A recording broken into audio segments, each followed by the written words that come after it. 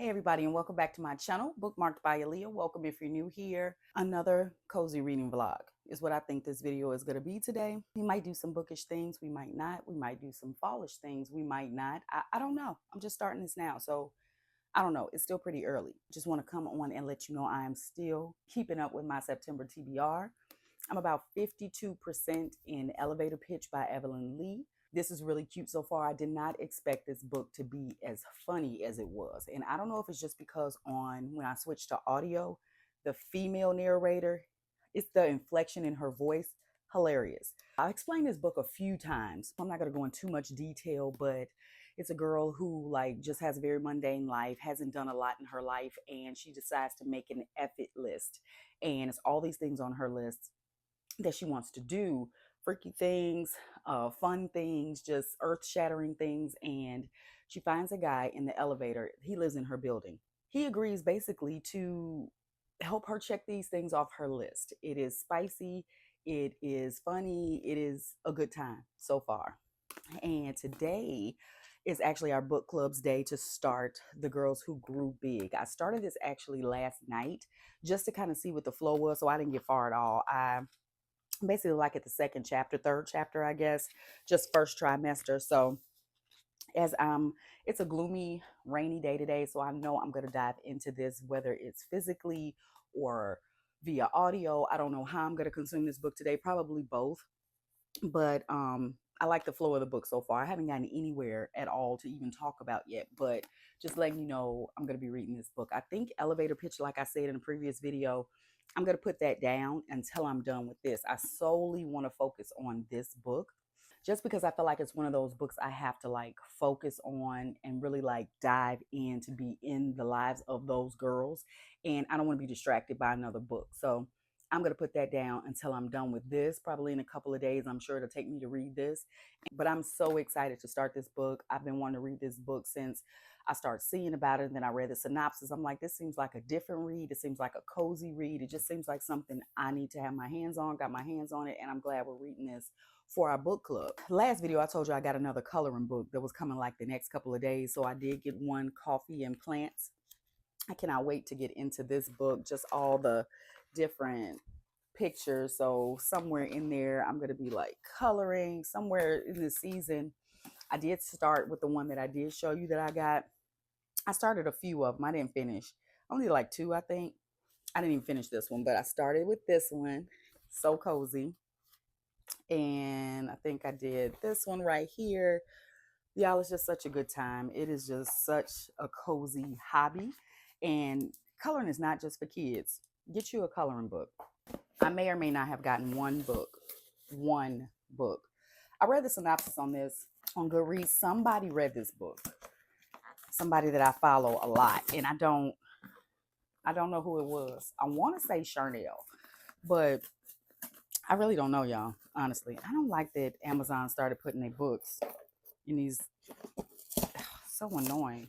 I read the synopsis on this and I just thought it was different. I don't even know. But I got Pride and Joy by Louisa Onome. It seems like it's a book that's gonna have so many emotions to be felt in it, and I want to get into it, so I'm gonna read it. Joy Okofer. We're just gonna say Joy. Joy is overwhelmed, recently divorced, a life coach whose phone won't stop ringing, and the ever dutiful Nigerian daughter. Joy has planned every aspect of her mother's 70th birthday weekend on her own. As the family slowly begins to arrive, Mama Mary goes to take a nap. But when the grandkids attempt to wake her, they find she isn't sleeping at all. Refusing to believe that her sister is gone, Auntie Nancy declares that she has the premonition that Mama Mary will rise again like Jesus Christ on Easter Sunday. Desperate to believe that they're about to witness a miracle, the family overhauls their birthday plans to welcome the Nigerian Canadian community, effectively spreading the word that Mama Mary is coming back. But skeptical Joy is struggling with the loss of her mother and not allowing to herself to mourn just yet, as they go through the motions of planning a funeral that her aunt refuses to allow. Filled with humor and flawed, deeply relatable characters that leap off the page, Pride and Joy will draw you in as the family prepare for a miracle while coming apart at the seams, praying that they haven't actually lost Mama Mary for good and grappling with what losing her truly means for each of them. it sounds like it's a story that could be sad, but they throw in parts to make it less, I guess, heavy. I don't know. I really think Charnel is the one who said something about this book because she likes to read a majority of her book. I get my like Caribbean, Nigerian, like those type of reads from her. If it's not her, I don't know, but I bought it.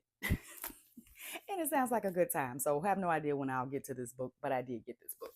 All right, y'all. So I'm about to sit here and read for a little while, and I think I'm gonna start listening to this while I like sort clothes, cook breakfast, and all that kind of stuff because it's still pretty early in the morning. I'll be back at some point with a bookish update.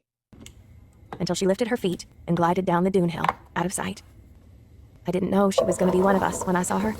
I didn't know why I wanted to run after her or who she would be to me that first sighting. But I knew one thing. Adela was important. A treasure that landed at the bottom of my sea the same day my baby learned how to feed, and who would become something to me in the same way he would. Slowly, slowly, morphing in front of my eyes, until one day I looked at him and knew I loved him more than anything. Until one day he was not a baby, but a boy. And then not a boy, but a man. And by his side, by Adela's side.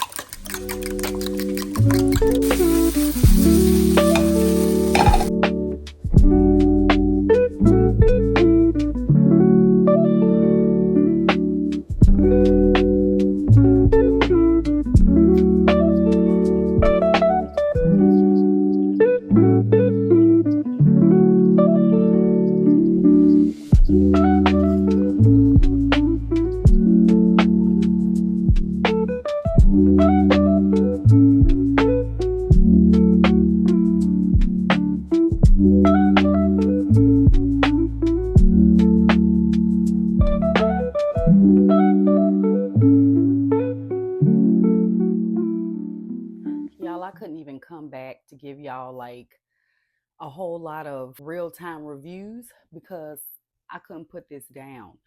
Me and the girls, we probably got about 50% into this book yesterday. I don't think anybody could put it down. A couple of us were reading like other books alongside this book, but anywhere it went, everybody still came right back to this. We kind of stayed at the same pace, a few chapters here and there off, but I love reading with those girls. It's the commentary. It's it's the it's the real time like conversation when you're in the chapters. Like they are so silly. I swear, I'm silly. So it's like it is just it is a good time. But y'all, this easy 5 stars. Easy 5 stars. I wanted to punch every single person, not even just the girls, every single person in this book. I wanted to throat punch, karate chop, backhand, something violent. I hated everybody in this book, but I love this book, if that makes sense, y'all. I felt sorry for these girls. I wish these girls didn't have to go through what they went through. The choices they made were just the most ridiculous, but it all boiled down to the care for their kids. You know what I mean? They did what they thought was best for their kids. Were there always the best decisions? Absolutely not. But when you're 16, 17 years old, you're probably not going to make the best decisions as a young mother in those situations that they were in. There's a lot of young mothers. I know a lot of young mothers that did not do this foolishness, but they did the best they could. But y'all, go get this book. Add this to your TBR. Get to this before the end of 2025.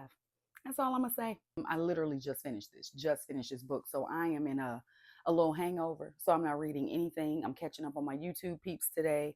I can't think of anything but this book right now. So, oh, side note, y'all see this cup my husband got me? Ain't that cute? Anyway, I just saw it there, so I thought I'd share. I've never been a jealous person, so it caught me by surprise. I hope I didn't come off as upset. The last thing I'd want is for her to think I'm being possessive over her.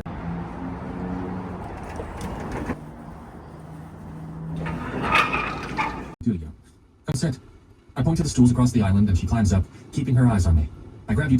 He grabs himself a plush animal from his toy bucket and curls up with it in his bed. Once he's distracted, she joins me in the kitchen.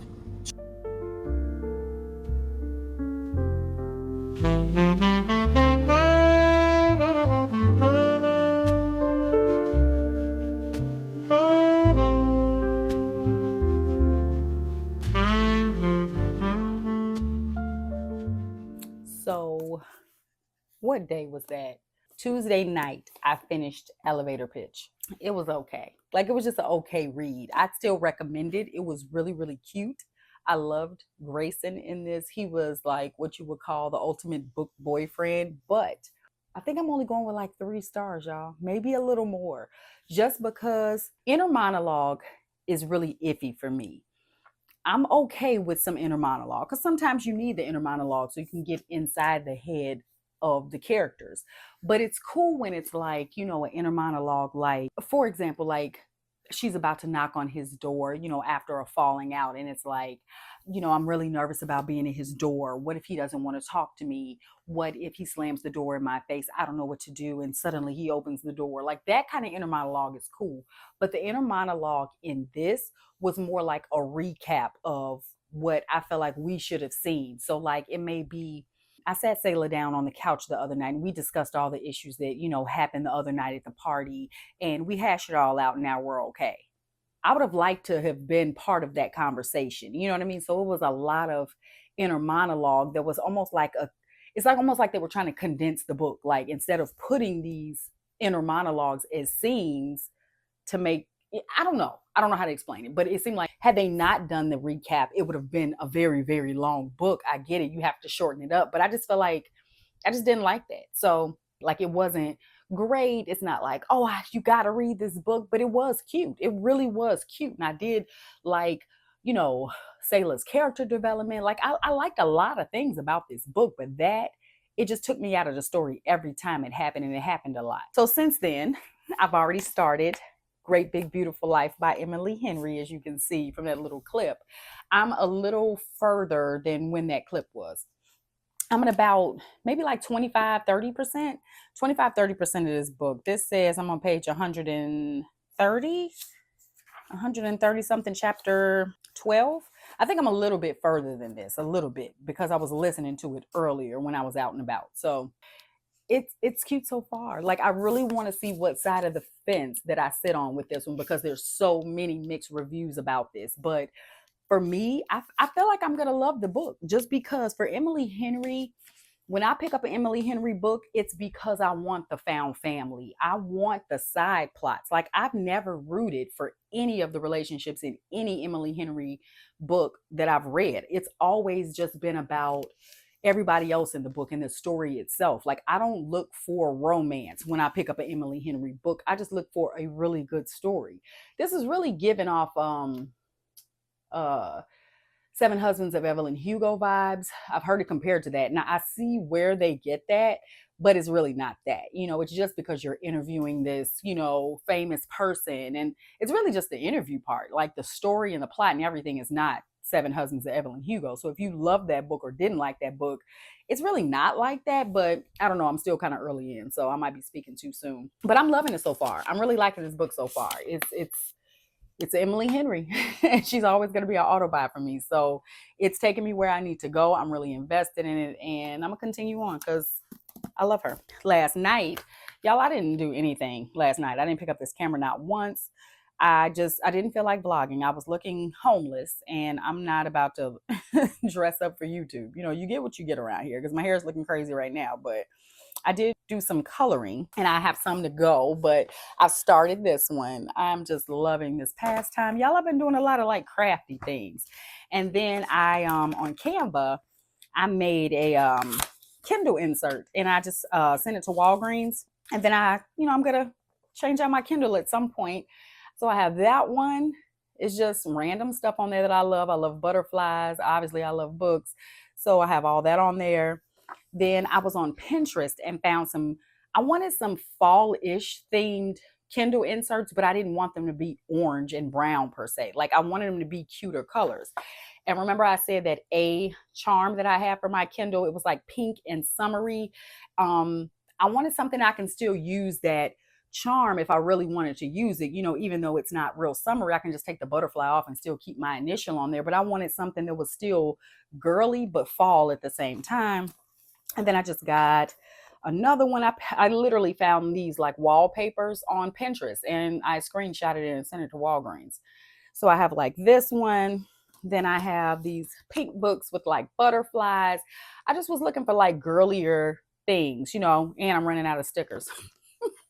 So I couldn't make my own. So I just have these. At some point I have to like cut them down because they're a little bit big, and I got them in the 5x7. If you do like screenshot something, get it in the 5x7 and send it to CVS, Walgreens, Walmart, wherever you get your pictures. So you see it's a little bit bigger, so I'm gonna have to like cut them down to be able to fit, but I plan on doing that at some point. Maybe I'll do it now. I don't know. I got my scissors right here, but I just want to show y'all that, and I'll be back when I have another bookish update.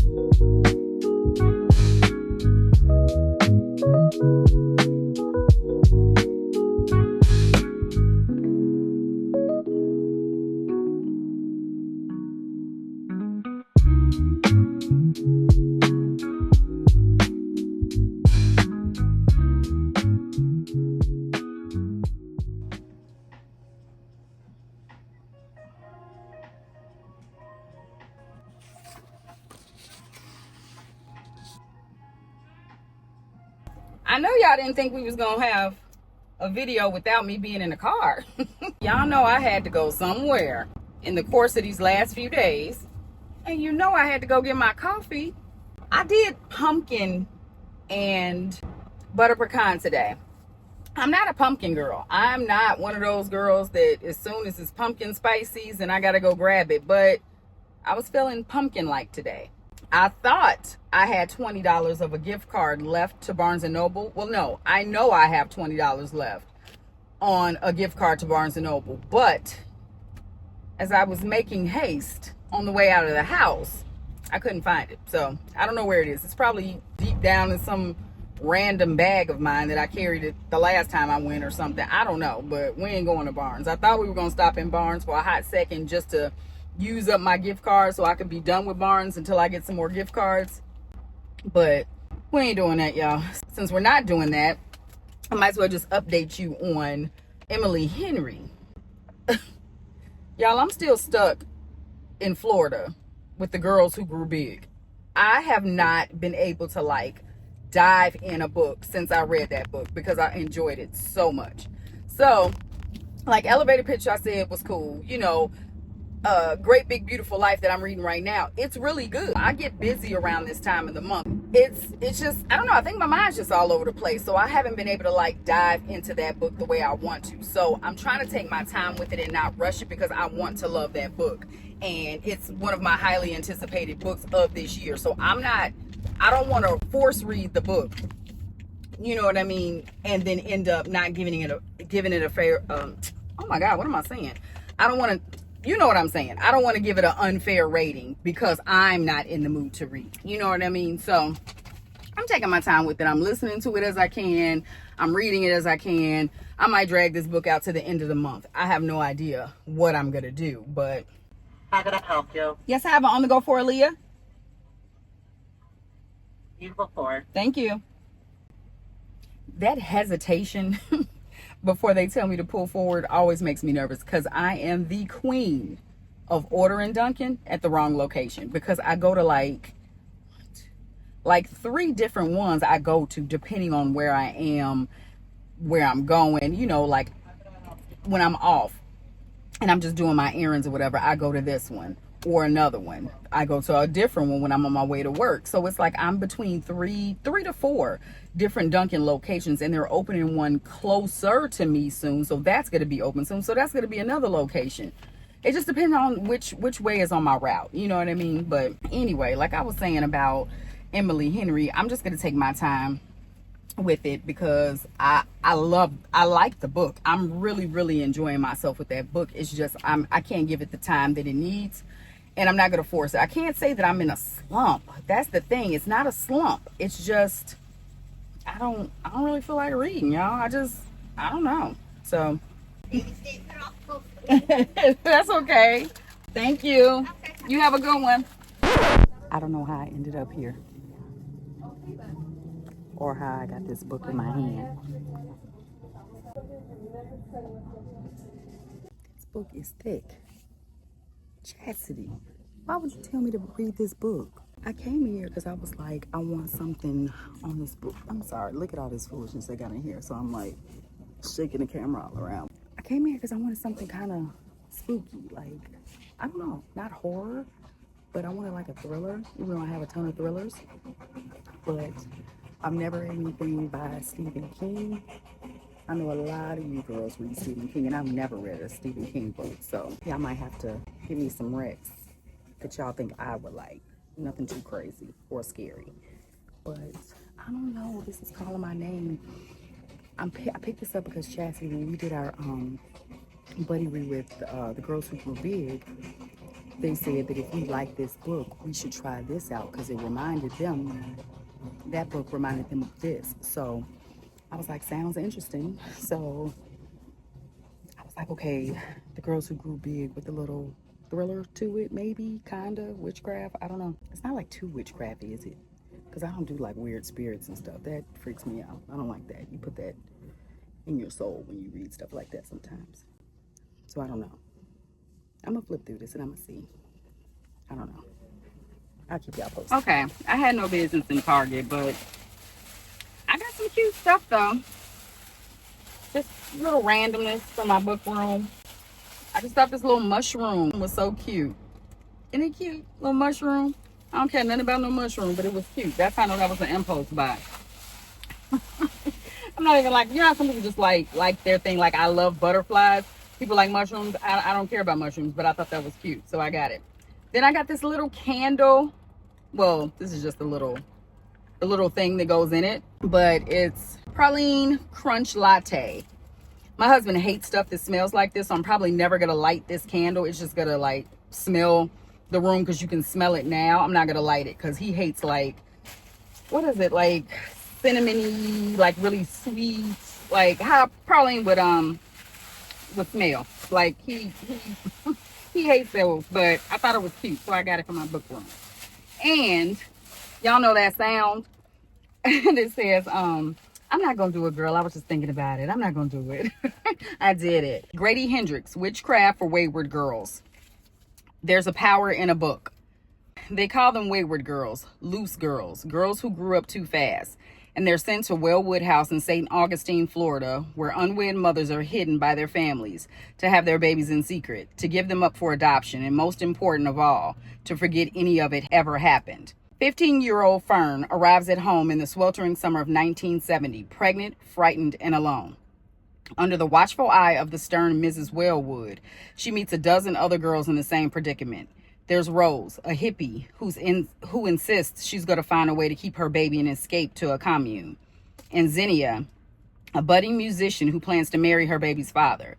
And Holly, a wisp of a girl, barely 14, mute and pregnant by no one knows who.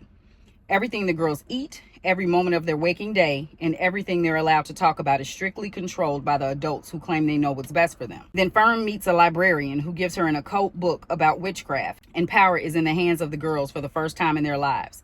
But power can destroy as easily as it creates, and it's never given freely. There's a price to be paid, and it's usually paid in blood. So, I don't know, y'all. But this book was highly recommended. It's thick as hell, and I don't know when I'm gonna get to it. This is definitely gonna be one that 75% of this book will be audio. I'm not about to sit there and hold this thick book, so I don't know. We'll see. If it's good, I'll dive in it. But so that's what I got, along with the things I went in Target for. I was not supposed to be in the book section. I was supposed to be in there for soap and bleach. Soap and bleach, that's it. But I did get my bleach. All right, y'all. I'm going to wrap this vlog up here We did a whole lot of hanging out in the house. We did some DIY projects. We read some books. We were cozy. We were cozy. So as always, thank y'all for hanging out with me. Make sure you like, subscribe, share, comment, and hype this video. And I will see y'all next Sunday.